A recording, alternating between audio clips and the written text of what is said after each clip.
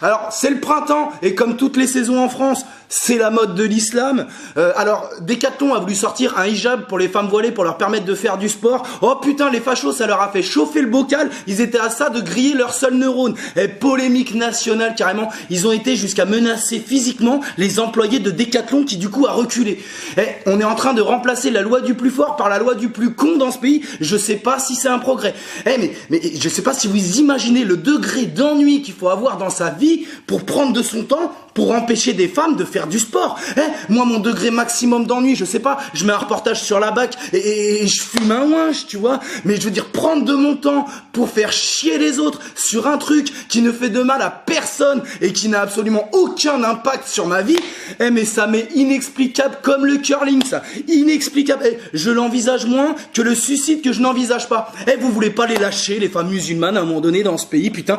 Vous dites qu'elles sont soumises, mais vous les empêchez de faire les sorties scolaires, vous les empêchez d'aller à la piscine, vous les empêchez d'aller à la plage, et maintenant vous allez les empêcher de faire du sport.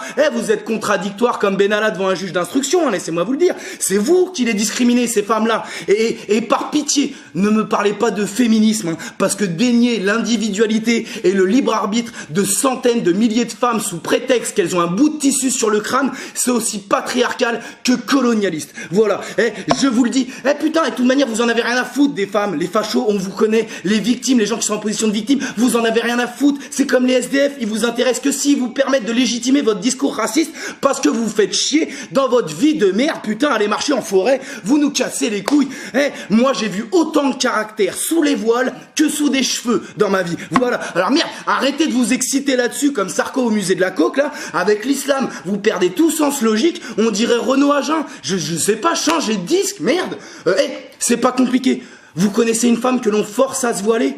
Aidez-la. Vous en connaissez pas? Fermez-la. Voilà, fin du débat. Merci, au revoir. De rien, c'était Mathieu Longade. De rien pour ma participation au débat sur le voile. Putain, c'est si compliqué que ça.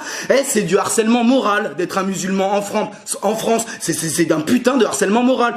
Même moi, je les aime bien. J'en ai marre d'entendre parler d'eux. Je suis là, je zappe sur ma télé. Je dis, putain, je l'ai déjà vu cet épisode-là. Moi, il y en a ras-le-bol. Du harcèlement moral. Essayez de vous mettre dans la tête d'un musulman qui respecte toutes les lois de la République et malgré tout, tous les jours, dans les médias, on parle de lui en mal. Tu sais, c'est comme si on te faisait des doigts comme ça sous les yeux toute la journée. Tu sais, les médias, ils sont comme ça. Putain, des attentats terroristes. Tiens, c'est ta faute. Tes femmes, elles sont soumises. Tiens, c'est ta faute. Ton livre saint, c'est de la merde. Tiens, ton prophète, c'est de la merde. Tiens, tu veux manger à quick. Tiens, tu veux faire du sport. Tiens. Wow. Vous les trouvez radicaux, les musulmans? Moi, je les trouve d'une patience d'ange. Voilà, je pense qu'ils faisaient des puzzles 2000 pièces quand ils avaient 8 ans, les mecs. C'est pas possible, ça. C'est absolument incroyable. En plus, là, on a passé un cap parce qu'il y a eu un attentat en Nouvelle-Zélande. Voilà, il y a un mec, un terroriste suprémaciste blanc qui a attaqué 2 mosquées et il y a eu 50 morts, d'accord? Et le mec, il s'est radicalisé en France. Il s'est inspiré des théories du grand remplacement. Et du coup, je me suis dit, bon, au moins, les islamophobes de France, ils vont avoir la décence de fermer leur gueule quelques jours. Mais devine, les médias, ils invitent qui? De Villiers, Ménard, Zemmour. Oh putain, j'ai vu ça. Tous les combos de Street Fighter, ils me sont revenus à l'esprit, le truc. Putain, inviter Ménard le jour de l'attentat en Nouvelle-Zélande. Mais inviter Dieudonné les jours de l'attentat de Némouche. Inviter DSK pour parler de Weinstein, c'est pareil, mais vous pétez les plombs, quoi. Je pense que les médias, vous vous rendez même plus compte de ce que vous faites. À force de remuer la merde, vous en avez plein les yeux, vous vous rendez pas compte, c'est très grave.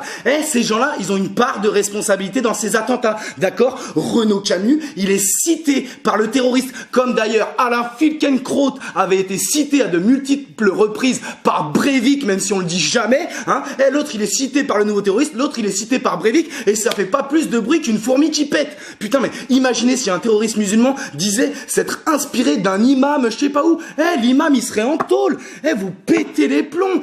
Là, il y a des musulmans qui sont morts parce que musulmans, d'accord, assassinés par un terroriste, et vous invitez des mecs qui, sur votre plateau, effleurent l'idée que c'est compréhensible. Et j'étais là, je regardais les débats, je disais, ils sont vraiment en train de dire que c'est un peu de la faute des morts, s'ils sont morts, là, on en est là, vraiment. Elle est où ma weed? Elle est où ma weed? La weed ou le fusil, là? La weed ou le fusil? On n'en peut plus. Putain, ces gens-là, ils ont rien à foutre sur des plateaux télé, d'accord? Éventuellement, au musée des fils de pute, certains ont leur place, d'accord? Oh, Zemmour, vous me le foutez sous plexiglas, celui-là, c'est une pièce maîtresse. Mais sur des plateaux télé, ils ont absolument rien à foutre. On est en train de devenir le phare mondial de l'islamophobie. Je sais pas si vous vous en rendez compte. Regardez, au quotidien, écoutez, on vit tous ensemble. Ça se passe pas trop mal, je vous jure, ça se passe pas trop mal. Les Français, éteignez votre télé, allumez vos vies, s'il vous plaît. Il est grand temps, je vous jure. Alors également, gilet jaune. Alors Macron est en pleine forme, le mec, il veut